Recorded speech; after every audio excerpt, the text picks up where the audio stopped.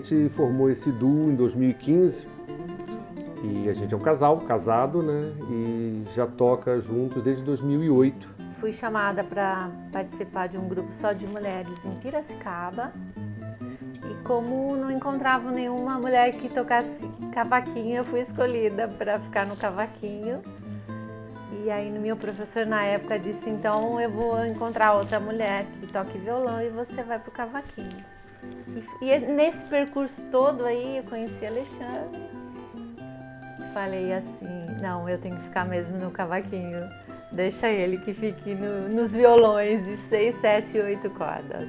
Como você começou a tocar choro, meu bem? Eu comecei a tocar choro quando eu fui para esse grupo lá de Piracicaba, que é choro de saia.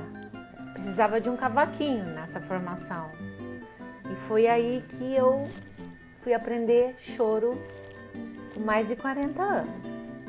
Também comecei no violão erudito. Na verdade, eu comecei a tocar violão de ouvido, mas rapidamente eu achei que precisava estudar. Eu estudei com violonistas muito bons no Rio, tempo de escola, de ensino médio, eu já gostava. Comecei a ouvir choro, eu morava em Brasília, nos anos 70, e Brasília teve um movimento muito forte de choro.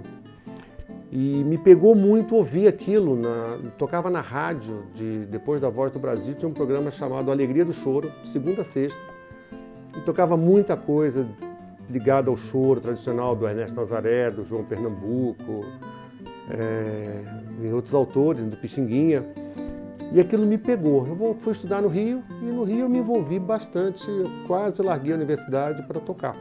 Aqui em São José eu conheci o pessoal de choro, logo eu me mudei para cá, toquei bastante. Quando fui para os Estados Unidos, toquei choro com os americanos na cidade que eu estava, para subir no palco para tocar de verdade. Desde sempre foi o choro, muito mais do que o samba. Eu acompanhei sambistas do Rio, acompanhei no passado remoto, aí, nos anos 80, o Nelson Cavaquinho, o Jorge Aragão antes de ser famoso, o Wilson Moreira, o Zeca Pagodinho, num bar que recebia os sambistas, mas o forte sempre foi o choro. E a gente se conheceu num festival de choro em 2008, promovido pela Escola Portátil de Música. E por coincidência, né, os dois já tinham o choro como foco, né? Então aí surgiu a ideia de montar esse duo, que é a Conversa de Cordas.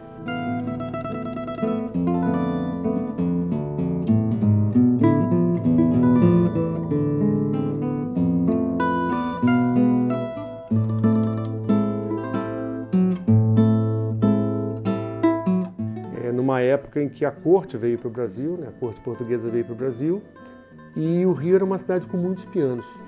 E o piano era um instrumento da casa grande, era um instrumento das mulheres que não podiam tocar em público, era um instrumento onde se fazia música. Não tinha rádio, não tinha Spotify, não tinha internet, a música era feita nas casas.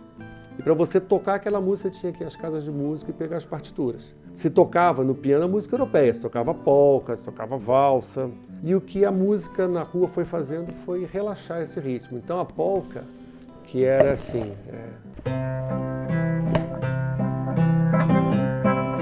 ela foi relaxando, foi virando uma quebradinha, né? Ela foi dando uma amaciada naquele tempo duro, né? Isso era feito pelos músicos da rua, né? Pelos músicos populares. Quem lia música eram os músicos das bandas de corpo de bombeiros, bandas militares, né? E os acompanhadores, violonistas, cavaquinistas, né? Na época tinha os sopros, né? No bandolim veio muito depois, o pandeiro veio muito depois. Eram os violões, os cavaquinhos e os instrumentos de sopro. E o pessoal da banda lia, o pessoal do acompanhamento não lia nada. Então você saía para a rua e se tocava adaptava aquelas melodias, se compunha em cima daquela forma, né? Ficava mais livre, né? Um momento de tocar mais à vontade. Mais relaxado, livre, né? E tinha aquela história de você tocar de dia, coisa formal, né? Tocar o piano em casa, né? As mulheres não podiam nunca sair com partitura e tocar à noite de memória, relaxada. A primeira referência é a Chiquinha Gonzaga. A Chiquinha Gonzaga nasceu na primeira metade do século XIX. Ela foi assim, uma mulher especial por muitos motivos, além de ser a primeira maestrina brasileira, uma compositora de choro, de samba, de frevo. A primeira regente, jovem ainda, foi para o Rio e quem a acolheu foi Joaquim Calado, que era um flautista, era um negro alforreado professor do Conservatório Brasileiro de Música e um chorão de primeira linha. O choro que estava se formando, aquela maneira de tocar, o Calado, na época, era um dos grandes expoentes. E os músicos típicos eram os músicos da baixa classe média do Rio de Janeiro. Eram os militares, né, das bandas, então sargentos, cabos e tal, e eram os funcionários públicos do segundo e terceiro escalão. Correios, a parte da Estrada de Ferro, né, da Central do Brasil e tudo. Esses caras eram os caras que viviam a música na virada do século aí. E o Villa-Lobos, ele bebia nessas rodas. Ele era um excelente acompanhador, tocava violoncelo, mas era um grande violonista. E muita da inspiração do Villa-Lobos vem da música da rua, vem dos choros. Tanto que uma das séries mais importantes na obra do Villa-Lobos é a série dos choros. São 9 choros.